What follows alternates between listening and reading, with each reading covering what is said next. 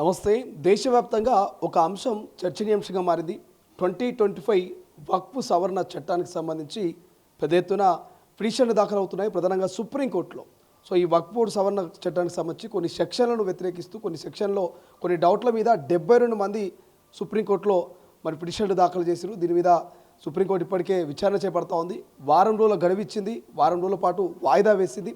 So అప్పటి వరకు మరి కేంద్ర ప్రభుత్వం ఎట్టి పరిస్థితుల్లో వక్ఫ్ బోర్డు ఆస్తులకు సంబంధించి ఎటువంటి మార్పులు చేర్పు చేయం, ఎటువంటి ఆధీనంలోకి తీసుకోమని చెప్పింది. సో అసలు ఈ వక్ఫ్ బోర్డు సవరణ బిల్లుకు సంబంధించి అసలు ఏంది, ఎవరికి లాభం, ఎవరికి నష్టం, దీనివల్ల ఏం జరగబోతుంది, అన్ని అంశాల గురించి అడుగుదాం. ప్రస్తుతం మనతో పాటు కాంగ్రెస్ పార్టీ నేత, సోషల్ యాక్టివిస్ట్ డాక్టర్ లుబ్నా సర్వత్ గారు ఉన్నారు. మాట్లాడే ప్రయత్నం చేద్దాం, క్లియర్గా తెలుసుకునే ప్రయత్నం చేద్దాం. మేడం, అసలు ఈ వక్ఫ్ సవరణ చట్టం ఎందుకు తీసుకొచ్చారు? ఈ 2025 సవరణ బిల్లుకు సంబంధించినటువంటి పూర్తి డేటా ఏంటి? చూడండి, ఒక చట్టం గవర్నమెంట్స్కి చట్టాలు తీసుకొచ్చే అధికారం మనమే ఇస్తాం, ప్రజలుగా మనమే ఇస్తాం. కాబట్టి అధికారం వాళ్ళకు ఉంది, సవరణ చేసే అధికారం కూడా వాళ్ళకు ఉంది. అయితే ఈ నేపథ్యంలో రెండు గుర్తుపెట్టుకోవాల్సింది ముఖ్యంగా ఏంటంటే, మీరు కొత్త చట్టం తీసుకొస్తున్నా, సవరణ చేస్తూ ఉన్నా, 2014లో ఒక నోటిఫికేషన్ పాస్ అయింది లోక్సభలోనే. ఏమని అంటే, సవరణ తీసుకొస్తున్నా కానీ కన్సల్టేషన్స్ చాలా ఇంపార్టెంట్ అనేసి. ఓకే, అదొకటి గుర్తుపెట్టుకోవాలి. రెండోది, సంవిధానాన్ని దేన్ని ఉల్లంఘించరాదు, బేసిక్ స్ట్రక్చర్ని ఉల్లంఘించరాదని అది రిటర్న్ అన్నమాట, అది ఎప్పుడు చేయరాదు. సో ఈ బిల్ ఆ రెండిటికి బాగా ఢీకొంటుంది. సో కాబట్టి ఈ బిల్ ఎట్లాంటి స్టేజ్లో ఉందంటే, అసలు బిల్ కాదు, ఇప్పుడు యాక్ట్ అయింది కాబట్టి యాక్ట్ అనే వెళ్ళాలా. ఈ యాక్ట్ ఏ స్థితిలో ఉందంటే, అసలు దాన్ని ఓవర్రైడ్ చేసి అసలు ఈ యాక్ట్ మొత్తంని తిప్పికొట్టేసి ఆ పాత చట్టంనే ఉంచాలా, ఆ విధంగా ఉంది. ఎందుకు అంటే దానికి ముఖ్య కారణాలు. వక్ఫ్ అంటే ఏంటి? వక్ఫ్ అంటే ఎవరైనా మనిషి తన ఆస్తిని, ఆ ఆస్తి క్యాష్ కూడా కావచ్చు, మూవబుల్ ప్రాపర్టీ, ఇమూవబుల్ ఏమైనా కావచ్చు, అగ్రికల్చర్ ల్యాండ్ కూడా కావచ్చు, ఏమైనా కావచ్చు అన్నమాట. ఈ ఆస్తిని నేను ముస్లిమ్స్లో ఒకటి ఏముందంటే సవాబే జారియా అంటారండి. సవాబే జారియా అంటే ఏంటి? నేను పోయిన తర్వాత కూడా నేను ఇక్కడ ఉన్నప్పుడు నేను ఏదో ఒక కార్యం చేసుకుంటా, ఒకరికి అన్నదానము, డబ్బులు ఇవ్వడం, ఫీజు కట్టడం, అవన్నీ ఎందుకు చేస్తా? భగవంతుడు నాతో మంచి రజా అంటారు తెలుగులో, ఉర్దూలో అంటే ఏంటి? ప్లెజర్. గాడ్ గుడ్ విల్లో ఉండాలా నేను. గుడ్ విల్ అంటే తెలుసు కదా. సో గాడ్ గుడ్ బుక్స్లో మంచి విల్లో ఉండాలంటే భగవంతుడు ఏం చెప్పిట్టు, నువ్వు సొసైటీలో మంచిగా ఉండు అన్నాడు.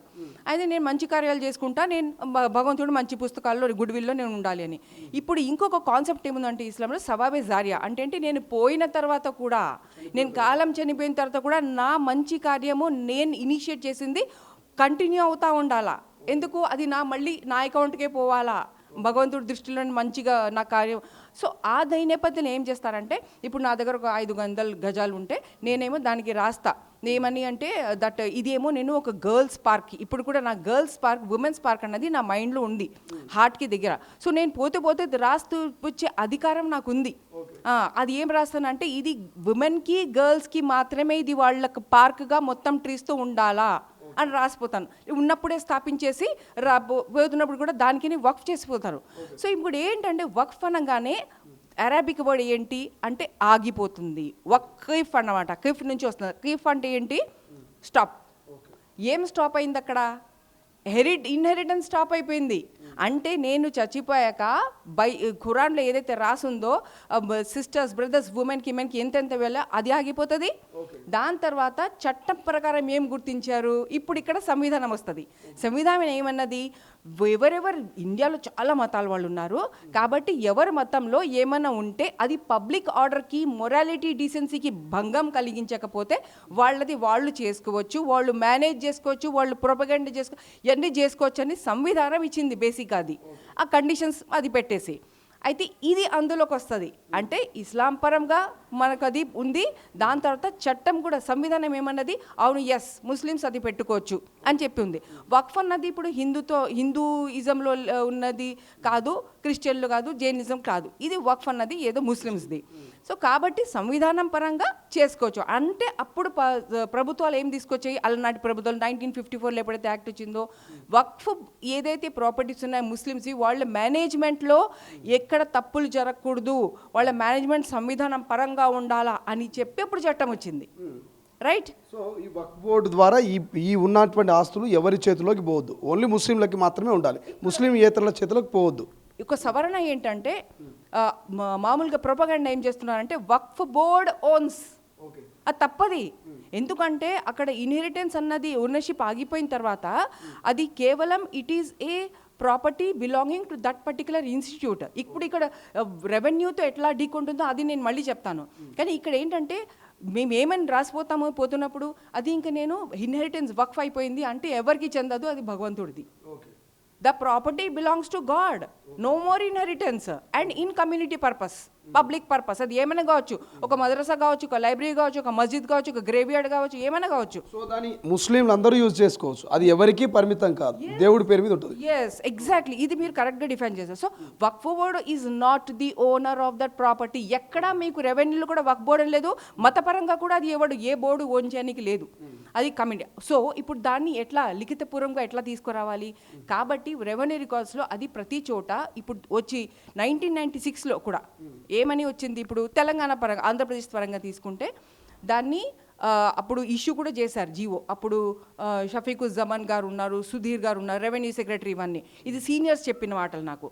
అయితే అందులో ఏమని రాసింది, రీకన్సైలేషన్ జరగట్లేదు. ఈ రీకన్సైలేషన్ జరగకపోవడానికి కారణం కరప్షన్. ఓకే, ఈ చాలామంది ఎవరైతే పేదలు ఉన్నారో దీని ఎంటైటిల్డ్ ఎవరు, ఇప్పుడు ఈ వక్ఫ్ భూములకి అన్నిటికీ ఇవి హౌసింగ్కి కూడా యూజ్ చేయొచ్చు, పాఠశాలలకి యూజ్ చేయొచ్చు. ఇవన్నీ ఎవరు దీనికి ఎంటైటిల్కి తెలుగు వర్డ్ నాకు రాదు. ఎంటైటిల్డ్ అంటే ముస్తహిక్ అంటారు, అంటే ఎవరైతే దాని మీద వాళ్ళకి పూర్తి హక్కులు ఉన్నాయన్నమాట. ఆ హక్కులున్న వాళ్ళెవరు, needy people, poor people of the community. So వాళ్ళకి ఇది చెందిందా, వాళ్ళకి చెందట్లేదు. వాళ్ళకి అసలు పూరిగా వాళ్ళకి ఎన్ని రైట్స్ ఉన్నాయో కూడా వాళ్ళకు తెలియవు. సో ఏదైతే టాప్ ముస్లిం లీడర్షిప్ ఉందో, గవర్నమెంట్లో కరప్ట్ ఆఫీసర్స్ ఉన్నాయో, తర్వాత కార్పొరేట్స్ ఉన్నాయో, వీళ్ళందరూ కలిసి దాన్ని కాజేసుకుంటా ఉంటే ఈరోజేమో ఊరికే పేరుకన్నమాట భయపెట్టడానికి వక్ఫ్ బోర్డు దగ్గర ఇన్ని లక్షల ఏకర్లు ఉన్నాయి. ఏడున్నాయండి ఆ లక్షల ఏకర్లు? సో ఇప్పుడు నేను ఒక ఉదాహరణతో చెప్తాను. నేను ఇప్పుడు లిటరసీ డ్రైవ్స్ చేస్తుంటా, ఏంటి అందరు చదువుకోవాలి. సో అట్లా ఆసిఫ్ నగర్లో నేను లిటరసీ డ్రైవ్స్ చేస్తున్నప్పుడు ఇళ్ళకి వెళ్తాను అన్నమాట. ఆ 1 రూమ్ 2 రూమ్ హౌసెస్ ఉంటాయి కదా, వాళ్ళ మధ్యకి వెళ్ళి నీ ఫ్యామిలీలో ఎంతమంది చదివారు, ఎంతమంది చదవలేదు, డ్రాప్ అవుట్ అయితే ఓపెన్ స్కూల్ లేకపోతే ప్రైవేట్ స్కూల్ మ్యాన్లో, అవన్నీ చేస్తూ ఉంటాం. అది చేస్తున్న నేపథ్యంలో ఒక ఇంటి దగ్గరికి వెళ్తే మరి ఇంటి ఎంత ఉంది, మీకు అప్పులు ఉన్నాయి, అవన్నీ కుండలీస్తా అన్నమాట. ఎందుకంటే ఇంటర్వ్యూ చేయొచ్చు, ఎక్కడ చేయొచ్చు, చేస్తామన్నమాట. సో ఇంటర్వ్యూ చేసినప్పుడు వాళ్ళు అన్నారు, లేదు మేడం మాకు ఇంటికి అద్దె లేదు. అట్లా ఎవడు కొడుతున్నాడు అదే అన్న పేదలు వాళ్ళు. అయితే లేదా మేడం ఇది నాకు ఏదో వక్ఫ్లో వచ్చిందంట, ఆమెకు తెలియదు పూర్తిగా వక్ఫ్ ఏమి. వక్ఫ్ అంటే ముస్లింలో ఉన్న పేదోళ్ళకి ఏం తెలియదు, అసలు అర్థమే తెలియదు, వాళ్ళకి ఎక్కువ తెలియదండి. Nobody nose. లేకపోతే ఇప్పటికి స్ట్రీట్స్ మీద అరే మాది హక్కు ఉంది దాన్ని ఎవరు కాజేస్తున్నారంటే వాళ్ళు అసలు రోడ్ల మీద ఉండాలా, ఎవడున్నాడు, ఎవడు లేడు, వీళ్ళే ఉక్సించి చెప్తున్నారు. సో ఇప్పుడు ఆమెను నేను అడిగితే ఆమె అన్నది అద్దె లేదు అంది. అద్దె ఎందుకు లేదంటే ఏదో వక్ఫ్ కింద వచ్చిందంట, ఇది నన్ను అద్దె తీసుకోవట్లేదు వాళ్ళు, ఇదే చెప్పింది ఆమె. వక్ఫ్ నాకు రైట్ ఉంది కాబట్టి వాళ్ళు నీకు ఇచ్చారు, ఏమి తెలియదు ఆమెకి. సో అక్కడ నాకు అర్థమైంది, అరే ఈ ఒక మస్జిద్కి అటాచ్ అయి ఉన్న ప్రాపర్టీస్లో అట్లా వీళ్ళకి వచ్చిందన్నమాట. అది అప్పుడు నాకు అర్థమైంది.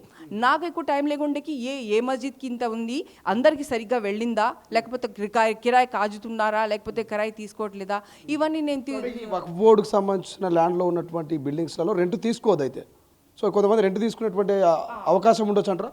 ఇప్పుడు ఇక్కడ ఏంటంటే కొన్ని మస్జిద్కి అటాచ్ అయితే కొన్ని మడిగిలో పని చేస్తున్నారు, దుకాణం లోపల చేస్తున్నారు. ఎందుకంటే ఆ మస్జిద్ రన్ అవ్వడానికి ఇప్పుడు గోల్ మస్జిద్ ఉంది, ఇట్లా చాలా మస్జిద్ ఉన్నాయి. ఆ ఇట్లాగే ఉస్మాన్ మస్జిద్ని కూడా నేను సర్వే చేశాను, అక్కడ కూడా మలిగీలకి సరిగ్గా తీసుకోవట్లేదు. ఇప్పుడు కరప్షన్ ఎక్కడ జరుగుతుందంటే ఈ మలిగీలకి వీళ్ళు సరే భయ్ ఇక్కడ వస్తున్న ప్రజలు కూడా తీసేసుకుంటారు, మార్కెట్ ఏరియా కదా మస్జిద్, కమర్షియల్ ఏరియాలో మస్జిద్ ఉంది కాబట్టి మలిగీలు ఇచ్చేస్తారు. సో ఆ మస్జిద్కి రెంట్లు ఏంటంటే ఇక్కడ కరప్షన్. ప్రైమ్ ఏరియాలో ఒక మంచి షాప్కి ఇచ్చేస్తారు, అసలు బేకార్ రెంట్ అన్నమాట. అది 100 రూపాయలు 200 అట్లాంటి బేకార్ నామినల్ రెంట్కి ఇచ్చేస్తా ఉన్నారు. సో మీకు రెవెన్యూ ఏమొస్తుంది అక్కడ, అసలు వక్ఫ్ ప్రాపర్టీ రెవెన్యూ రావాలా మస్జిద్ అని నడవడానికి వక్ఫ్ బోర్డుకి, సో అది రన్ అవ్వట్లేదు. ఇంకొకటి ఏమంటే ఇంకొక ఎగ్జాంపుల్, ఇది ఒకటి అడిగారు ఒకటి చెప్పాను. ఇంకొకటి ఏంటంటే ఇప్పుడు right in the heart of the city, ఇప్పుడు ప్రాక్టికల్కి వద్దాం. Right in the heart of the city Haj house పక్కన ఏముందండి, ఒక చాలా పెద్ద 7 స్టోరీడ్ ప్లస్ 2 బేస్మెంట్స్ ఉన్న ఒక ఇన్కంప్లీట్ బిల్డింగ్ ఉందా లేదా? అది మీరు ఎన్ని సంవత్సరాల నుంచి చూస్తున్నారండి? దాదాపు 20 సంవత్సరాలు, మోర్ దాన్ 15 ఇయర్స్ అన్నమాట. అసలు వక్ఫ్ గురించి ప్రొటెస్ట్ ఎవరో లీడ్ చేస్తున్నారు కదా. ఇప్పుడు ఎంఐఎం కూడా ఈ నెల 19వ తారీఖున దారుసలాంకి అందరు రావాలి, అగెనిస్ట్ వక్ఫ్ బోర్డు బిల్లుకు మనం అందరం ఫైట్ చేయాలి అంటున్నాడు కదా ఓవైసీ బ్రదర్స్. దీన్ని ఎట్లా చూస్తారు మీరు? నేను ఓవైసీ బ్రదర్స్ కానీ ఎంఐఎం కానీ ఈ వక్ఫ్ ప్రొటెస్ట్ని కాల్ ఫర్ చేస్తుంటే అదొక పెద్ద జోక్. ఎందుకు జోక్ అనుకోవద్దు? ముస్లింల కోసం వాళ్ళు ఫైట్ చేస్తున్నారు అనుకోవచ్చు కదా, నిరుపేద కుటుంబాల కోసం ఫైట్ చేస్తున్నారు అనుకోవచ్చు కదా, అందులో జోక్ ఏముంది? అందులో జోక్ ఏంటంటే రెండు ఉన్నాయి ఇక్కడ. నిన్న కూడా రిప్రజెంటేషన్ నేను ఒకటి రాసిన, ఎవరు ఖాలిద్ సైఫుల్లా రెహమానీ గారికి రాసిన. ఆయన ఎవరు? ఆయన ఆల్ ఇండియా ముస్లిం పర్సనల్ లా బోర్డుకి ఆయన ప్రెసిడెంటు. సో ఆయనకి ఎందుకు రాయాల్సి వచ్చిందంటే ఆయన ఒక పొలిటికల్ పార్టీ ప్రెసిడెంట్తో కలిసి ఆయన హెడ్ క్వార్టర్స్లో ఆయన పబ్లిక్ మీటింగ్ పెడుతున్నారు. పబ్లిక్ మీటింగ్ పెట్టండి, ఎగ్జిబిషన్ గ్రౌండ్స్లో రాసిన, క్యాన్సిల్ చేయండి, అక్కడ మీరు అక్కడ పెట్టండి. మీరు ఒక పొలిటికల్ హెడ్ పార్టీలో అందరు political JPC lead joint parliamentary committee members, all political parties మెంబర్స్ని మీరు ఒక ముస్లిం పర్సనల్ లా బోర్డ్ అని మీరు ప్రజలందరికీ చెందుతారంటున్నారు. మీరు అట్లాంటిది మీరు ఒక పొలిటికల్ పార్టీలో ఎందుకు వెళ్ళి ఆ హెడ్ ఆఫీస్లో ఎందుకు చేస్తున్నారు మీటింగ్? బయట చేయండి, అందరు పబ్లిక్ కోసం, ప్రతి ఒక్కళ్ళ కోసం అని నేను చెప్పిన. కానీ ఆయన మళ్ళీ కూడా ఈరోజు నిన్న కూడా అనౌన్స్మెంట్ చేశారు అక్కడ వెన్యూ అక్కడ ఉందనేసి. సో అదొక జోక్, ఒక పెద్ద జోక్ అది. ఎందుకంటే ఆయన్ని ఏంటంటే సబోటేజ్ చేసేసినట్టు. అంటే ఆ రిలీజియస్ లీడర్ని ఈయన తన పక్కన పెట్టుకొని ఇంకా నేను చాలా క్లీన్ భై అని చూపించుకోవడం. జోక్ అన్నది ఇంకా పెద్ద జోక్ ఎక్కడ ఉందంటే, గత 50 years నుంచి MIM always in the Waqf board, always అంటున్నా, ఆల్వేస్. ఆయన తండ్రి గారు, తర్వాత ఈయన అసద్ ఓవైసీ ఎమ్మెల్యేగా, తర్వాత ఇప్పుడు ఎంపీగా. ఈయన ఎంపీగా వస్తే మళ్ళీ ఎమ్మెల్యే కోటాలో మళ్ళీ ఎవరైనా ఎంఐఎం ఎమ్మెల్సీ కానీ ఉంటారు అక్కడ. సో ఇట్లా కంటిన్యూస్గా వాళ్ళు బోర్డులో ఉన్నారు. అట్లాంటి బోర్డులో 1995 నుంచి నిజాముద్దీన్ అక్బర్ అనే ఆయన ఈరోజు కూడా మెంబర్ ఉన్నాడు. ఆయన 1995-96 దగ్గర నుంచి ఒక కంటిన్యూస్గా మెంబర్గా ఉంటూ ఆయన మధ్యలో ఆయనకి షోకాస్ నోటీసులు వెళ్తాయి, ఆయన మీద ఎఫ్ఐఆర్ దర్జ్ అవుతుంది, ఆయన సస్పెండ్ కూడా అవుతున్నాడు. ఇవన్నీ అవుతున్నాయి. అక్కడి నుంచి 1996లో ఆయన చేరినక్కడికి ముందరే ఆయన మీద ఎలిగేషన్స్ ఉన్నాయి. ఆయన ఏంటి? ముతవల్లి అంటే ఏంటి? Care taker. ఈ దేనికి? దర్గా ఖామూష్ అని ఉందన్నమాట. ఆ దర్గాకి అటాచ్ అయ్యి కొన్ని ప్రాపర్టీస్ ఉన్నాయి. ఆ ప్రాపర్టీస్లో బాగా స్విండిల్ చేసినారని మెంబర్ 1996లో అవ్వకముందు నుంచి ఉన్నప్పటికీ ఆయన 96-97లో ఆయన మెంబర్ చేసిన తర్వాత ఆయన మీద నేను చెప్పినట్టు షోకాస్ నోటీసెస్, సస్పెన్షన్ నోటీసెస్ ఇవన్నీ వెళ్తున్నప్పటికీ ఈ రోజు దాకా ఆయన మెంబర్గా ఉన్నాడు. Now the point here is, latest example తీసుకుందాం, ముందన్నీ జరుగుతూనే ఉన్నాయి. 2014లో ఒక చాలా strong and sincere IPS officer Mohammed Iqbal garu అక్కడ అపాయింట్ అయిన తర్వాత ఆయన సునామీ రేటింగ్, ఆయన ఉన్నట్టుగా చేసుకుంటూ పోయాడు. నిజాముద్దీన్ అక్బర్కి ఎఫ్ఐఆర్ కూడా పెట్టేసిండు ఆయన. ఆ ఎఫ్ఐఆర్ ఏమో ఒక 3 years తర్వాత ఒక అర్థం కాని ఒక రిపోర్ట్తో దాన్ని క్లోజ్ చేసి పడేశారు 2017లో. ఇవన్నీ జరుగుతున్నప్పుడు మైనారిటీ మినిస్టర్ ఎవరు? కేసీఆర్ గారు. ఓకే, సో ఇవన్నీ జరుగుతున్నాయి. ఆయన వెంటనే ఒక 6 months నుంచి షెక్బాల్ అక్కడి నుంచి ట్రాన్స్ఫర్. దాని తర్వాత ఇంకొక సిన్సియర్ ఆఫీసర్ అక్బర్ గారు, ఐఎఫ్ఎస్ ఆఫీసర్, ఆయన్ని కూడా అక్కడి నుంచి తోలేశారు. ఎందుకంటే ఆయన రిఫ్యూజ్ చేశారు. హైకోర్టులో పిటిషన్ వేసిన హైకోర్టు కూడా చెప్పింది, ఈ షోకాస్ నోటీస్ నీ మీద వచ్చింది, వక్ఫ్ బోర్డ్ మెంబర్ నీ మీద వచ్చింది, నేను ఏమాత్రం దీన్ని షోకాస్ నోటీస్ని సస్పెండ్ చేయను, ఇట్ షుడ్ రన్ అని చెప్పి హైకోర్టు అన్నది. ఈ వక్ఫ్ బోర్డు ఒప్పుకోలేదు. దాని తర్వాత ఎవరిది మన అక్బర్ గారు కూడా ఒప్పుకోలేదు. ఎవరిది? ఐఎఫ్ఎస్ ఆఫీసర్ ఎవరైతే సీఈఓగా ఉన్నారో, స్పెషల్ ఆఫీసర్గా. సో ఎవరు ఒప్పుకోనప్పటికీ ఆయనకి సస్పెండ్ అయినా కానీ మళ్ళీ ఆయన ఇప్పటికీ ఈ రోజుకి కూడా మెంబర్ లాగా ఉన్నారు. ఇవన్నీ కాకుండా 2004లో ఆ బోర్డులో ఎన్ని ఇర్రెగ్యులారిటీస్ జరిగాయంటే దానికి సబ్ కమిటీస్ కూడా వేశారు, పవర్ ఉంది. ఎన్ని ఇర్రెగ్యులారిటీస్ జరిగాయంటే 2004లో ఒక జీవో ఇష్యూ చేసి మొత్తం బోర్డ్ని సూపర్సీడ్ చేశారు. వక్ఫ్ యాక్ట్లో అది ఆ ప్రొవిజన్ వక్ఫ్ యాక్ట్లో ఆ ప్రొవిజన్ ఉంది. ఏదంటే సెక్షన్ 99 అనుకుంటానండి, సరిగ్గా మేము లేదు, 95, 99 ఏదో ఉంది. ఆ సెక్షన్ కింద ది హోల్ బోర్డ్ గవర్నమెంట్కి అధికారం ఉంటుంది. ఏ కండిషన్స్లో అసలు బోర్డ్ ఏమాత్రం అసలు విచ్చలవిడిగా అర్థం కానట్టు కరప్షన్ అవి జరుగుతూ ఉంటే సూపర్సీడ్ చేస్తారు. సూపర్సీడ్ ఏంటి, ఎక్స్ప్లెనేషన్స్ తీసుకొని వాళ్ళ దగ్గర నుంచి అన్నీ తీసుకొని December 2004లో ఈ జీవో రిలీజ్ అయ్యి మొత్తం సూపర్సీడ్ అయిపోయింది. బోర్డే బర్ఖరాస్తు చేశారు. ఇప్పుడు ముస్లిమేతరులకు కూడా అవకాశం ఇచ్చారు, ఒక 2-3కి. దాని సుప్రీం కూడా సీరియస్ అయినట్టు తెలుస్తోంది. హిందువులకు సంబంధించిన దేవాలయాలకు కూడా మరి ముస్లింలకు అవకాశం ఇస్తారని ఒక క్వశ్చన్ కూడా పెట్టింది. దీన్ని ఎట్లా చూస్తారు ముస్లిమేతరులకు అవకాశం ఇవ్వడానికి? ముందు కొంచెం ఇది కంప్లీట్ చేయాలండి, నేను అవసరం ఉంది కంప్లీట్ చేసేది. సో ఇది మీరు ముందు పెట్టిన క్వశ్చన్కి అది ఆన్సర్ వస్తుంది అన్నమాట. సో ఈ మెంబర్ ఏదైతే నేను అక్బర్ నిజాముద్దీన్ గురించి ఇవన్నీ చేసినవి అన్నీ చెప్తున్నాను. సో దాదాపు 800 acres నువ్వు ఇది చేసినావు, దాని మీద కరప్షన్ చేసినావు అని చెప్పి FIR వేసి సస్పెండ్, షోకాజ్ నోటీసులు అన్నీ అవుతున్నప్పటికీ ఏదైతే ఈరోజు వక్ఫ్ గురించి పెద్ద పబ్లిక్ మీటింగ్, ఒక మత పెద్దల్ని కిడ్నాప్ చేసేసుకున్నంత పని చేసి పక్కన పెట్టుకొని చేసేస్తున్నారు కదా. సో అట్లాంటి లీడర్ వాళ్ళు వక్ఫ్ బోర్డులోనే ఉన్నారు ఈ రోజు దాకా, గత 50 years నుంచి వాళ్ళే ఉన్నారు. ఉంటున్నప్పుడు ఈ మనిషి గురించి ఇంత వస్తుంటే మీరేం చేశారు? ఈ రోజు దాకా ఏమి చేయలేదు, చేయలేదు పైగా. ఇంకొక పాయింట్, 2004 ఏదైతే బర్ఖరాస్ అయింది కదా, ఏముందంటే అట్లా బర్ఖరాస్తు అయిన బోర్డులో, అట్లా డిజాల్వ్ అయిన బోర్డులో అట్లా ఎవరైనా మెంబర్స్ ఉంటే చట్టంలో ఏముంది ఇందులో, that they cannot be members, మళ్ళీ వాళ్ళని మెంబర్స్ చేయలేం. మరి ఆయన ఈరోజు మెంబర్ ఎట్లా ఉన్నారు? ఈ రోజుకి మెంబర్ ఉన్నారు ఆయన.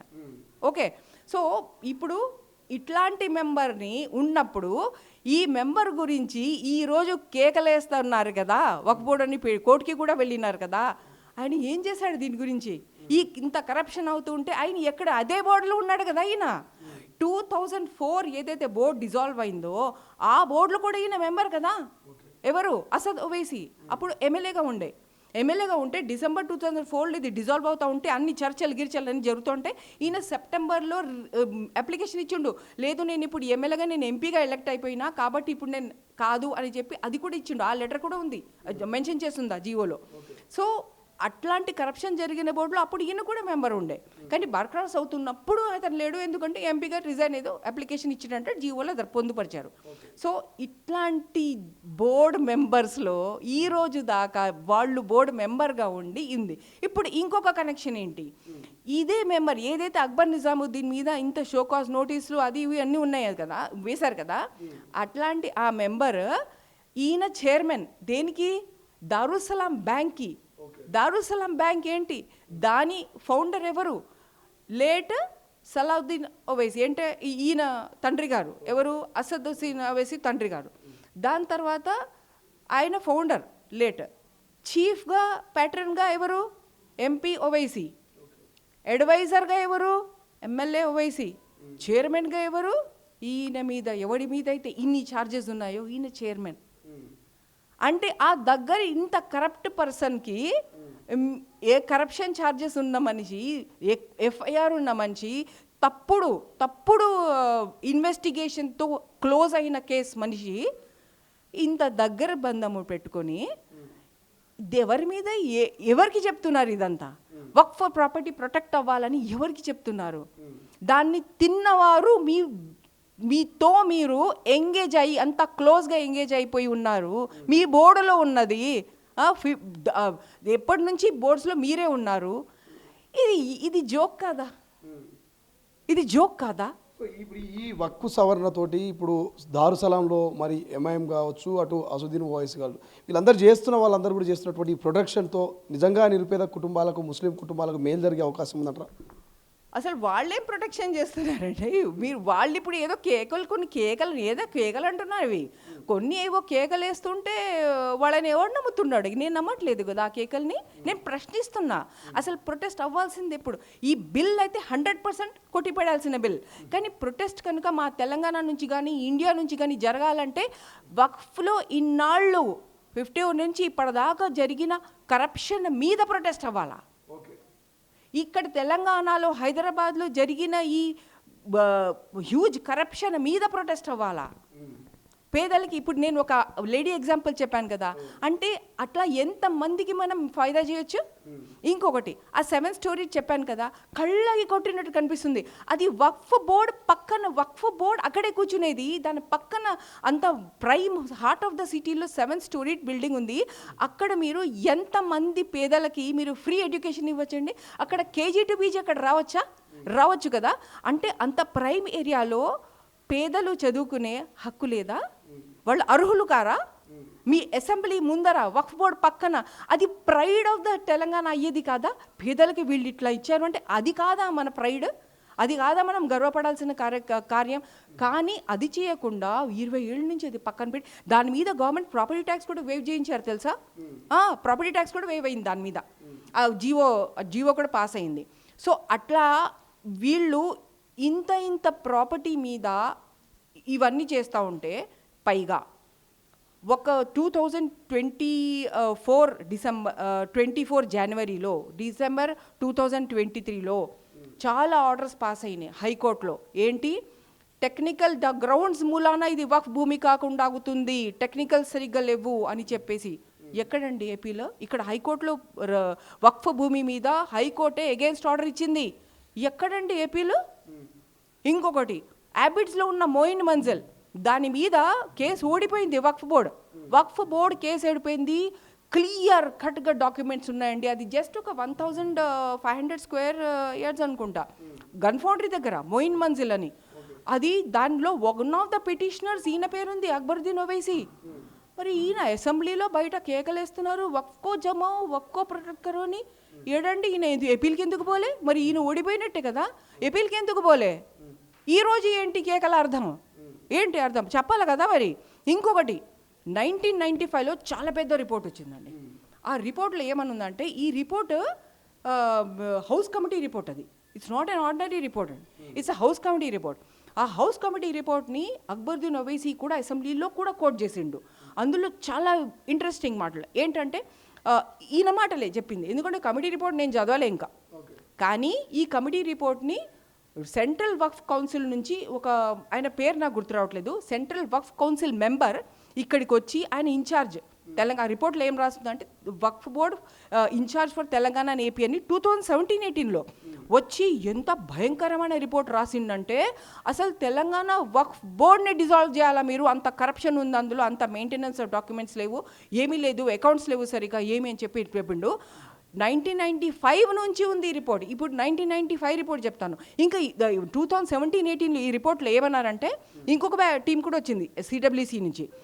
వాళ్ళు కూడా ఏమన్నారంటే, it's corrupt, it needs a total CBI enquiry.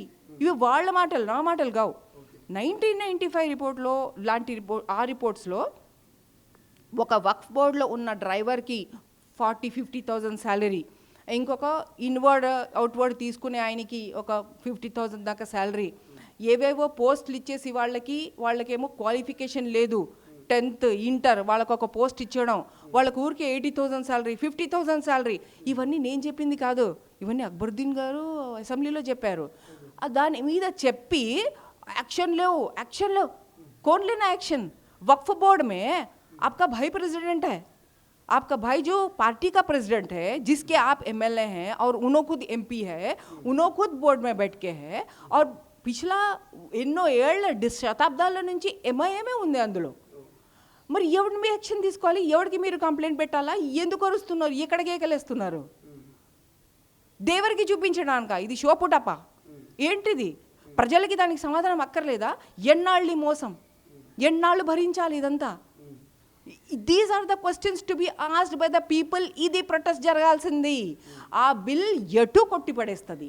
ఇంకొకటి వక్ఫ్ యూస్ అది ఇది చాలా చాలా ఏంటంటే అన్యాయాలు. ఫేర్నెస్ అన్నది మచ్చుకైనా లేని బిల్ యాక్ట్ అది, ఈ అమెండ్మెంట్ యాక్ట్. ఫేర్నెస్ అంటే మామూలుగా ఒక అరే మనం నిజాయితీగా ఉండాలి, నీతిగా ఉండాలంటాం కదా, అసలు నీతి నిజాయితీ లేని యాక్ట్ అది. చెప్పుకుంటా పోతే ప్రతి సెక్షన్ వాళ్ళది నేను డెమాలిష్ చేయగలను. ఇంకొకటి ఏంటంటే, ఇప్పుడు ఆర్గ్యూ చేస్తున్న దాంట్లో మెయిన్ ఆర్గ్యుమెంట్ ఏముండాలి అంటే, అదైతే నిన్న నాకు కనిపించలేదు. ఏదైతే సెక్షన్లో ఎప్పుడైనా ఎండోమెంట్స్ యాక్ట్కి వక్ఫ్ యాక్ట్స్కి మన టెంపుల్ ప్రాపర్టీస్ ఉంటాయి కదా, దానికి ఇంకా రిలీజియస్ క్రిస్టియన్ ప్రాపర్టీ ఉన్నాయండి, ముస్లిమ్స్కి వక్ఫ్ ప్రాపర్టీ ఉండండి, దాని అన్నిటికీ లిమిటేషన్ యాక్ట్ అన్నది అప్లై కాదు. అన్నిటికీ ఈరోజు కూడా ఎండోమాట్స్కి అప్లై కాకూడదు కూడా. ఎందుకు అప్లై కాకూడదు తెలుసా? ఎందుకంటే ఒక టెంపుల్కి ఎవరో ఒకళ్ళు టెంపుల్కి అటాచ్ అయ్యి భూములు ఉంటాయి, అవన్నీ ఏంటి పబ్లిక్ పర్పస్ అవి. దాని మీద సపోర్ట్గా మీరు లిమిటేషన్ యాక్ట్ తీసుకొచ్చేసారనుకోండి, 12 ఏళ్ళు అయిపోయింది, 20 ఏళ్ళు అయిపోయింది కానీ కాబట్టి ఇప్పుడు ఎవరన్నా ప్రైవేట్ ఎంక్రోచ్ అయిపోతే అది వాడికే, ఎందుకంటే లిమిటేషన్ యాక్ట్ లోపల నువ్వు రాలే. అర్థమైందా? అట్లాంటిది ఇప్పుడు ఈ అమెండ్మెంట్ ఏదైతే తీసుకొచ్చారో వాళ్ళు లిమిటేషన్ యాక్ట్ అప్లికేషన్ తీసేశారు. గమనించండి, నేను మీకు నీతి నిజాయితీ లేదు ఈ బిల్లు అని చెప్పాను. సంవిధానానికి వ్యతిరేకంగా ఉంది, నీతి నిజాయితీకి వ్యతిరేకంగా ఉంది. ఒక ప్రాపర్టీ మీద ఎంక్రోచ్ అయి కూర్చుంటే లిమిటేషన్ తర్వాత వస్తే ఇప్పుడు ఏమో అది, ఎందుకంటే మీకు కేసెస్ మన సుప్రీంకోర్టు కేసెస్ ఒకసారి 20 years 25 years తీసుకున్న సందర్భాలు లేవా? చూడడం లేదా మనము? మరైతే ఆ ఎంక్రోచర్కి మనము 12 years అయిపోయింది, లిమిటేషన్ అయిపోయింది కాబట్టి ఇంకా నువ్వు తీసేసుకొచ్చి అంటున్నామా? ఒక టెంపుల్ ప్రాపర్టీని అట్లా అన్నాం కదా, చర్చ్ ప్రాపర్టీని అన్నాం కదా, సిక్ వేరే జైన్ ప్రాపర్టీ అలా అన్నాం కదా, మరి ముస్లిం వక్ఫ్ ప్రాపర్టీ మీద ఇది లిమిటేషన్ ఎందుకు తీస్తున్నారు? అది ఉందా? సో క్లియర్గా ఈ వక్ఫ్ వల్ల ముస్లింలో ఉన్నటువంటి పెద్దలకే తప్ప పేదలకు లాభం లేదంటారు. అలా అసలైతే చట్టంలో పొందుపరుచుంది. ఇంకొకటి అబద్ధాల మీద ఉంది. ఎందుకు ఈ వక్ఫ్ సవరణ చట్టం అన్నది పోవాలంటే అది అబద్ధాల మీద తీసుకొచ్చింది. అబద్ధం ఏంటో చెప్తాను. నంబర్ 1, మేము ఉమెన్ని తీసుకొచ్చాము, మేము లేడీస్ని తీసుకొచ్చామని చెప్తున్నారు కదా, అందరూ అదే చెప్తున్నారు. అరే ఉమెన్ని తీసుకొస్తే ఎందుకు గడిస్తున్నారు అని అడుగుతున్నారు. అరే భయ్, సెక్షన్ 9 తీయండి, సెక్షన్ 14 తీయండి ఇందులో నుంచి. మరి నేను 2016లో నేను వక్ఫ్ బోర్డ్కి మెంబర్గా అప్లై చేసినా కదా, 2022లో కూడా అప్లై చేసినా కదా, మరి మేము దీన్ని సెక్షన్ ప్రకారం కదా చేసింది. ఇందులో సెక్షన్ 9 వక్ఫ్ కౌన్సిల్, సెక్షన్ 14 ఏమో స్టేట్ వక్ఫ్ బోర్డ్. అయితే సెక్షన్ 9లో కానీ 14లో కానీ వక్ఫ్ కౌన్సిల్ వక్ఫ్ బోర్డులో కానీ అక్కడ మీకు పొందుపరిచింది. ఇందులో ఆల్రెడీ మినిమం 2 women ప్రొవిజో ఉంది. మినిమం ఈ వక్ఫ్ బోర్డులో మినిమం 2 women ఉండాలని ఆ సెక్షన్ మీదనే కదండి నేను అప్లై చేసింది. మరి లేదంటారేంటి? ఇప్పుడే తీసుకొచ్చామంటారేంటి? Why are you telling that? మీరు అదే ప్రొవిజోని ఇందులో నేను చదివాను, ఇందులో ఉన్నది నేను అప్లై చేశాను కాబట్టి నాకు తెలుసు, అందులో కూడా చదివాను. సేమ్ ప్రొవిజో అక్కడ పెట్టారు, పెట్టి అక్కడ లేదని చెప్తున్నారు. ఎందుకు ఇది క్రియేట్ చేస్తున్నారు? ఇట్లా ఈ ఫ్రేమ్ ఎందుకు క్రియేట్ చేస్తున్నారు? ఇంకొకటి, వీళ్ళు మేము కరప్షన్ని మేము తీసేస్తాము ఇప్పుడు ఏమో ఎట్లా తీస్తారు మీరు కరప్షన్? నేను 2 examples చెప్తాను, అది ఎంత పెద్ద అబద్ధం అని చెప్పడానికి. నేను కూడా అబద్ధం చెప్తున్నప్పుడు నాకు కూడా ప్రూఫ్తో మాట్లాడాలి కదా, లేకపోతే నేను కూడా బేకార్. అయితే ఏం చేశారంటే వీళ్ళు ఏదైతే ముతవల్లి ఎవరైతే ఇట్లా కేర్ టేకర్స్ ఉంటారో వాళ్ళు కన్విక్ట్ అయిపోయి వాళ్ళు అయితే వాళ్ళకి ఉన్న ఏదైతే పనిష్మెంట్ ఉండేనో అది ఇప్పుడు తక్కువైంది. ఎట్లా చేస్తారు? పనిష్మెంట్ తక్కువ చేసి మీరు కరప్షన్ తీయాలనుకుంటున్నారా? ఏమి సంగతి? అట్లాగే నాన్ బెయిలబుల్ ఒఫెన్స్ కింద పెట్టారు దాన్ని. ఏంటి ముందు దాంట్లో ఈ ప్రస్తుతం ఉన్న దాంట్లో 1995 యాక్ట్ 2013 అమెండ్మెంట్ అదే ఉంది ఇప్పుడు. దాన్ని వీళ్ళు అక్కడేమో ఏమైనా ఇట్లా దొరికితే, ఇట్లా వక్ఫ్ ప్రాపర్టీని హజం చేసినట్టయితే ఏమైనా దొరికితే కన్విక్ట్ అయిపోతే కనుక వీళ్ళకి cognisable and non bailable offence అని పెట్టారు. వీళ్ళది ఇది తీసేశారు ఇప్పుడు. అంటే డైల్యూట్ చేసినారు. ఇంకా అధికారంలో ఎవరంటే not less than deputy secretary, not less than అని చెప్తే అది కూడా వీళ్ళు డైల్యూట్ చేసినారు. అంటే ప్రతి చోట డైల్యూట్ చేసుకుంటా మీరు ఇప్పుడు 2 non-Muslims కూడా ఇప్పుడు బోర్డులో ఉంటారు అని చెప్తే అందరూ ప్రశ్నిస్తున్నారు. అంటే అందరూ ప్రశ్నిస్తారు. మరి సంవిధానంలో ఏముంది? వాళ్ళ వక్ఫ్ బోర్డు ఎవరెవరి మతాలది వాళ్ళు మేనేజ్ చేసుకోవాలా, ఇవే కండిషన్స్ అని పెట్టారు. కరప్షన్ చేయకూడదు. ఉన్నదేంటి ఇప్పుడు? కరప్షన్ ఉంది. కరప్షన్ తీనికి మీరు పెట్టినవన్నీ డైల్యూట్ చేసినారు. ఎట్లా తీస్తారు కరప్షన్? మీరు ఈ ఫండ్ ఎట్లయితే నేను ఒక ఆ లేడీ ఉదాహరణ చెప్పానో అట్లా ఇంకా చాలా ఉంటాయి. లేదంటే అవన్నీ తీయాలా, వాళ్ళకి అందులో హౌసింగ్ ఇవ్వాలా. ఇప్పుడు నేను చెప్పినట్టు ఆ హజ్ హౌస్ పక్కన ఉన్న బిల్డింగ్కి మీరు పెట్టండి వాళ్ళని అక్కడ అందరికి అక్కడ. ఇంకొకటి, వీళ్ళు గరీబ్ మంజిల్ ఏక్ మినార్ మస్జిద్ దగ్గర కూడా పెద్ద భవనం కట్టినారు. ఇప్పుడు అక్కడ టెమిరీ స్కూల్ పెట్టేశారు. అక్కడ ఆర్ఫనేజ్ ఉండే, అక్కడ మన్షాయే వక్ఫ్ అని ఉంటుందండి. మన్షాయే వక్ఫ్, వాకిఫ్ అంటే ఏంటి? ఆ వక్ఫ్ రాసినవాడు. ఇప్పుడు నేను పోతా నేను రాసుకుంటా పోతే నేను వాకిఫ్ అవుతాను అన్నమాట. సో ఇప్పుడు మన్షాయే వక్ఫ్ అంటే ఏంటి? It's Arabic. ఇది మన్ అంటే వాట్ ఎవర్, షా అంటే హృదయంలో ఏదైతే ఉందో ఆ భావన ఏమైతే ఉందో దేనికి పర్పస్ విల్ అని అంటారనమాట, the will of the person. So మన్షా ఏదైతే వాళ్ళు విల్ చేసినారో వక్ఫ్ మీద అది చేయాలండి. వాళ్ళు ఎవరు ఆర్ఫనేజ్కి రాసిపోయినారు, అక్కడ ఆర్ఫనేజ్ ఉండే, ఆ ఆర్ఫనేజ్లో కరప్షన్ ఉండే, ఆ కరప్షన్ తీయలేదు. ఆ కరప్షన్ తీయకుండా గత ప్రభుత్వము అక్కడ ఒక పెద్ద భవనం కట్టేసి ఆ భవనంలో టెమిరీస్కి ఇచ్చేసి అట్లా చేశారు. ఆ ఆర్ఫన్ పిల్లలు ఎక్కడున్నారు ఎవడికి తెలియదు, ఎవడికి పట్టదు, అయిపోయి ఎవరికి అట్లీస్ట్ పబ్లిక్ డొమైన్లో లేదు. పబ్లిక్ డొమైన్లో వక్ఫ్ బోర్డు వెబ్సైట్ మీద పెట్టండి, వక్ఫ్ బోర్డు మెంబర్లో అట్లా ఏమి ఉండదు, పబ్లిక్ డొమైన్లో ఏం లేదు, అంత కారం అన్నమాట. దానికి ఎంత అయింది ఖర్చు, ఎవడు ఏ డెవలపర్కి ఇచ్చిండు, ఎవడ కన్స్ట్రక్ట్ చేసిండు, ఎంత శాంక్షన్ అయింది, నథింగ్ ఈజ్ నోన్. ఆడ ఒక భవనం ఉంది అయ్యాడు. So there nothing in public domain. అసలు ఆ ఆర్ఫనేజ్ని ఇక్కడ ఈ 7 ఫ్లోర్స్లో పెట్టచ్చు కదా. ఆర్ఫనేజ్ తల్లిదండ్రులే మమతనే ఎరగని వాళ్ళకి ఇది అర్హత లేదా? వాళ్ళదే కదా వక్ఫ్ అంత ప్రాపర్టీస్, వాళ్ళకే కదా, ముస్తాయిక్ వాళ్ళే కదా, హక్కు వాళ్ళదే కదా. సో ఈ యూసేజ్ అన్నది లేదన్నమాట. సో ఈ కార్పొరేటిజం అంటే ఏంటి, ఒక వక్ఫ్ ప్రాపర్టీ ఉందా సరే, అది దాని పేరేంటి తెలుసా? ఇప్పుడు 20 years నుంచి భూత్ బంగ్లా ఉన్నది, వక్ఫ్ బోర్డ్ పక్కన పెద్ద బిల్డింగ్ అసెంబ్లీకి ఆపోజిట్ ఉన్నది గార్డెన్ వ్యూ మాల్ అంట. ఎవడండి ఆ మనిషి, ఆయన ఏమని పోయిండు, ఒక కార్పొరేట్కి గార్డెన్ వ్యూ మాల్ అని కన్స్ట్రక్ట్ చేసుకొని అది వదిలేయండి అని చెప్పి అది రాసిపోయిండా, ఏమని రాసిపోయిండు? సరే పోనీ అది కూడా ఉంది. మన్షా వక్ఫ్ అది సరిగ్గా లేకపోతే ఏమైనా ఉంటే అది మీరు ఆబ్జెక్టివ్గా అందరితో కలిసి కమ్యూనిటీ కోసం ఎలా యూజ్ చేయాలి. నేను ముందు నుంచి అబ్జెక్ట్ చేశాను. నేను ఏమని చెప్పాను మీటింగ్స్లో కూడా చెప్పినా నేను, దట్ ఒక ప్రాపర్టీని మనం ఒక కార్పొరేట్ లాగా ఒక డెవలప్ చేయడం, ఆ డెవలప్ చేసి దాని మీద కిరాయి వచ్చి వక్ఫ్ బోర్డులో ఎవరండి, అక్బరుద్దీన్ ఓవైసీ చెప్పాడు కదా, 40,000 50,000 అర్హత లేకుండా జీతాలు తీసుకుంటున్నారు, ప్రోబ్ చేయండి అని ఆయనే చెప్పిండు కదా. మరి వక్ఫ్ బోర్డుకి ఎందుకు డబ్బులు? Waqf board does not need the money.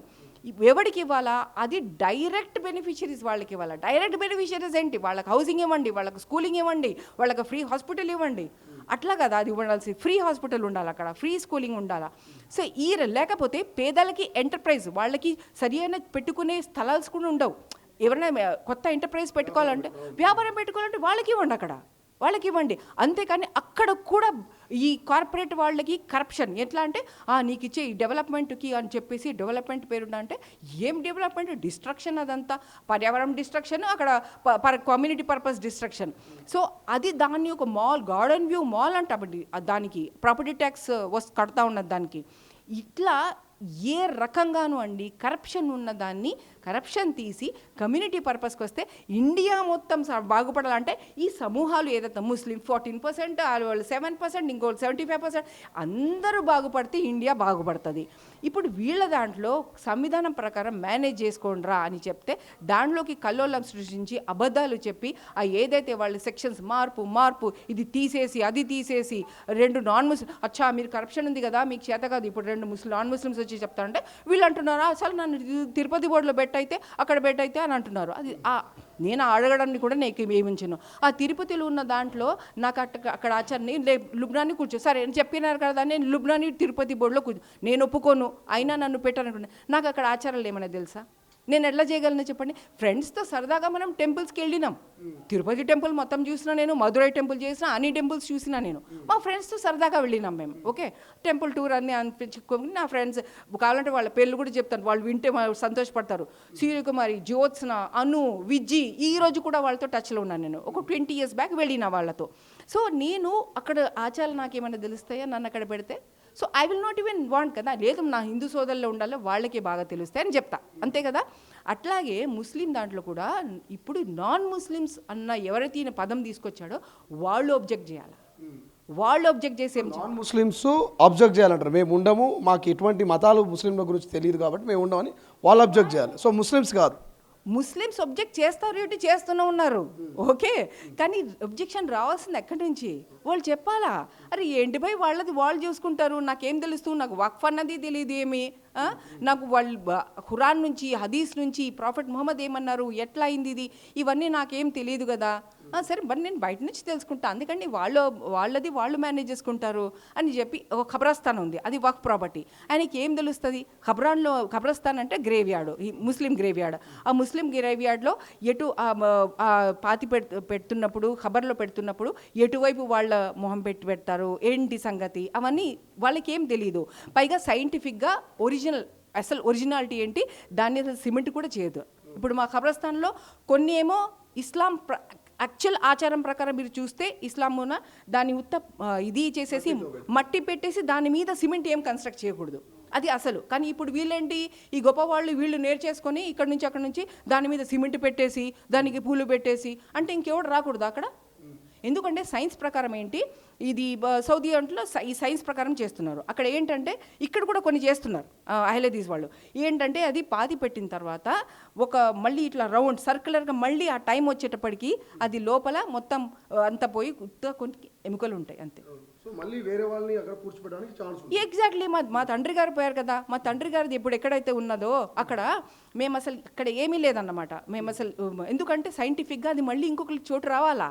మా అన్నది అక్కడ సిమెంట్ గిమెంట్, నేను నా డబ్బులు ఉన్నాయని నేను సిమెంట్ పెట్టుకుంటే ఒక పెద్ద ఇది పెట్టుకుంటే ఆయనకి ఏమొస్తుంది అక్కడ, ఆయన ఎముకలు ఉంది, ఆయన ఉన్నాడు అక్కడ, ఎముకలు ఉంటాయి అక్కడ. సో ఇస్లాం ప్రకారం ఏంటి, అసలు సిమెంట్ అన్నది చేయకుండా సైంటిఫిక్గా మళ్ళీ రొటేషన్లో అది వచ్చేటప్పటికి ఎముకలు ఉంటుంది, ఖాళీ పనికి వస్తుంది మళ్ళీ. ఇది అసలు ఇస్లాంది. సో ఇవన్నీ ఎవరికి తెలుస్తాయి? సో ఇట్లా దానికి అసలు సంవిధానంకి విరుద్ధం అది. ఎందుకంటే వాళ్ళ అఫేర్స్ వాళ్ళు మేనేజ్ చేసుకోవాలంటే హిందూసు, క్రిస్టియన్స్, ముస్లిమ్స్ అందరూ వాళ్ళే మేనేజ్ చేసుకోవాలా. అట్లాంటిది తీసుకొస్తే అది కూడా ఇట్స్ నాట్ రీజనబుల్. సో ఏ విధంగా చూసినా ఈ 2025 amendment act is totally against constitution and against ethics and values of the constitution and totally on lies, అబద్ధాల మీద. రెండోది ఇప్పుడు దీనికి ఇక్కడికి వచ్చారంటే మీరు ఏంటి 19th కంటే రేపు ఏదైతే జరుగుతుందో అదొక పెద్ద జోక్. ఎవరైతే శతాబ్దాల నుంచి ఎవరైతే ప్రాపర్టీస్ మీద కూర్చొని ఎవరైతే బెనిఫిషరీస్కి వెళ్ళలేదో దాని మీద వాళ్ళది ఒక్క రిప్రజెంటేషన్ చూడండి, నేను ఒప్పుకుంటాను. ఒక్క రిప్రజెంటేషన్ చూపించండి నాకు, ఇవి ప్రాపర్టీస్ ఇవి ఎందుకు తక్కువ అవుతున్నాయి, దీని మీద నేను పోట్లాడుతున్నా, దీని మీద ఏంటి, ఇది గరీబోళ్ళకి ఇది ఇవంతా ఇది ఇవ్వండి, గరీబోళ్ళకి ఇక్కడ ఇది కన్స్ట్రక్ట్ చేయండి అని ఓవైసీ బ్రదర్స్ ఎంఐఎం నుంచి ఒక్క రిప్రజెంటేషన్ చూపించండి, మా అందరికీ చూపించండి, మేము ఒప్పుకుంటాం. అక్బరుద్దీన్ ఏమో అట్లా అరుస్తూ ఉంటే ఆయన ఎవరు తీసుకోవాలంటే యాక్షన్? అప్పుడు ఆయన అరిచినప్పుడు మరి ఎవరు ఉండే మైనారిటీ మినిస్టర్? సో ఇవన్నీ that is why I openly tell, ఏదైతే రేపు జరుగుతుందో అందులో 2 తప్పులు ఉన్నాయి. ఒకటి ఆయనే ఉన్నాడు బోర్డులో, ఆయనలోనే అన్నీ జరిగినాయి. ఎవరి మీదైతే కరప్షన్ ఛార్జెస్ ఉన్నాయో ఆ మనిషియే మీకు దగ్గరే మీ చైర్మన్, మీ బ్యాంకు చైర్మన్. ఇంకొకటి ఏమంటే ముస్లిం పర్సనల్ బోర్డు వాళ్ళు ఘోరమైన తప్పు చేస్తున్నారు. వాళ్ళు ఒక పొలిటికల్ లీడర్తో కలిసి చెట్టాబెట్టా వేసుకొని వాళ్ళ పొలిటికల్ హెడ్ క్వార్టర్స్లో ఈయన ప్రిసైడ్ చేస్తున్నాడు. రేపు మౌలానా ఖాలిద్ సైఫుల్లా రెహమానీ అంట, ఆయనే చేస్తున్నాడు. ఆయన ఎందుకు చేస్తున్నాడు? ఏం పని ఆయనకి అసలు? ఒక పొలిటికల్ లీడర్ హెడ్తో పైగా నేను చూపించాను కదా, నిన్ను ఎత్తి చూపించలే, ఇన్ని తప్పులు జరిగినాయి అనేసి. ఇంకా ఆ వక్ఫ్ కౌన్సిల్ వాళ్ళు ఎంత డీప్గా వెళ్ళి ఇన్వెస్టిగేషన్ చేశారు 2017-18లో సెంట్రల్ వక్ఫ్ కౌన్సిల్ అంటే ఆ మాట చెప్తాను. రంగారు ఇవన్నీ చాలా కంప్లైంట్స్ సివిల్ సొసైటీ వాళ్ళు చాలామంది ఈ కంప్లైంట్స్ పెట్టేటప్పటికి వాళ్ళు ఏం చేశారంటే ఇది జాయింట్ సరే ఈ ఎవరైతే పోలీస్ కేసు డ్రాప్ అయిందో 2014లో రిజిస్టర్ అయింది, 2017లో డ్రాప్ అయింది అక్బర్ నిజాముద్దీన్ మీద. డ్రాప్ అయితే అప్పుడు వాళ్ళు రంగారెడ్డి ఏదైతే జాయింట్ కలెక్టర్ ఉంటారో, సరే రంగారెడ్డి జాయింట్ కలెక్టర్ కింద వస్తాయి కదా ప్రాపర్టీస్, ఆయనకి పేజ్ రాసి ఎంక్వైరీ నువ్వు చేయవా అని చెప్పి ఎంక్వైరీ ఆయనకి ఇస్తే అక్కడ ఎప్పుడైనా లెటర్స్ ఎవరి పేరు మీద వెళ్ళాలా? జాయింట్ కలెక్టర్ అని వెళ్ళాలా, లేకపోతే పర్సనల్ పేరు పెడతారా? అక్కడేమో పర్సనల్ పేరు పెట్టారు. ఏమైందంటే పర్సనల్ పేరు పెట్టినప్పుడు ఆయన అక్కడి నుంచి ట్రాన్స్ఫర్ అయినాడా? నెక్స్ట్ హరీష్ రావు అని వచ్చారా? హరీష్ రావు ఆయనకి పేరుంది సిన్సియర్ ఆఫీసర్, హరీష్ రావు వచ్చారా అక్కడ? సరే నేను సర్టిఫికేట్స్ ఇవ్వకూడదు, సారీ. హరీష్ రావు అని వచ్చారు కదా. హరీష్ రావు వస్తే ఆయన మొత్తుకున్నారంట, ఇది పర్సనల్ పేర్లో ఉంది, నేనేం చేయలేకపోతున్నాను, నా పేరు మీద రాసి ఇవ్వండి, నేను చేస్తాను, ఇది న్యాయం చేస్తా. No answer to that from the minority department, minority ministry. ఎవరున్నారయ్యా అప్పుడు? కేసీఆర్, ఉమర్ జలీల్ వాళ్ళందరూ. అండ్ ఉమర్ జలీల్ కూడా ఆ సస్పెండ్ అయిన 2004 సస్పెండ్ అన్న అప్పుడు ఉమర్ జలీల్ ఉండే లోపల. ఓకే, సో ఇట్లా ఈ నేపథ్యం ఉంది. ఆ ప్రీవియస్ పర్సనల్ దాని మీద పోలీస్ ఇన్వెస్టిగేషన్ అంత చండాలంగా జరిగిందే అని కొంతమంది ఆఫీసర్స్ ఇనిషియేట్ చేస్తే జాయింట్ కలెక్టర్ మీదేమో పర్సనల్ పేరు మీద రాసేసి అతను ట్రాన్స్ఫర్ అయిపోయి వచ్చిన ఆయనకి రాస్తున్న గవర్నమెంట్కి వాళ్ళు ఇవ్వకుండా ఇవన్నీ రేపు కేకలేస్తే ఏదలుచుకుని ప్రొటెస్ట్ చేస్తున్న వాళ్ళకి వక్ఫ్ బోర్డు మెంబర్ అయి ఉండి ఏఎంఐఎం అయి ఉండి తెలీదా? సో ఇది మొత్తం మీద లుబ్నా సర్వత్ గారు క్లియర్గా చెప్తా ఉన్నారు, వక్ఫ్ వల్ల ఎవరికి లాభం జరిగింది, ఎవరికి నష్టం జరిగింది.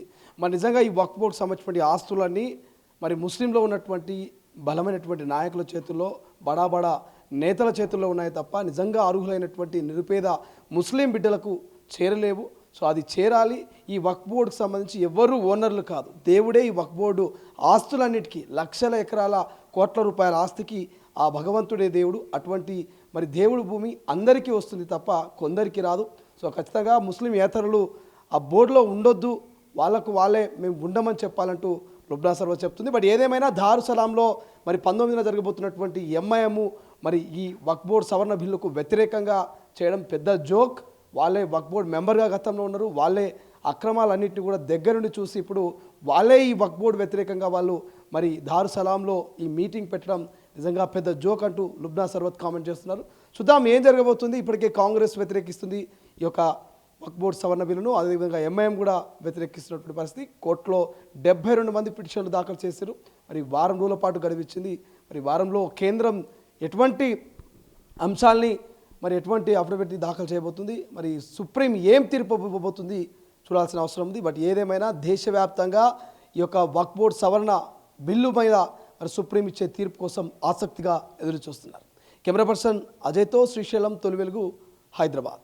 ప్రపంచంలో ఏ మూల ఏ క్షణం ఏం జరుగుతుందో వేగంగా తెలుసుకోవడానికి తొలి వెలుగు వాట్సాప్ ఛానల్ని ఫాలో చేయండి.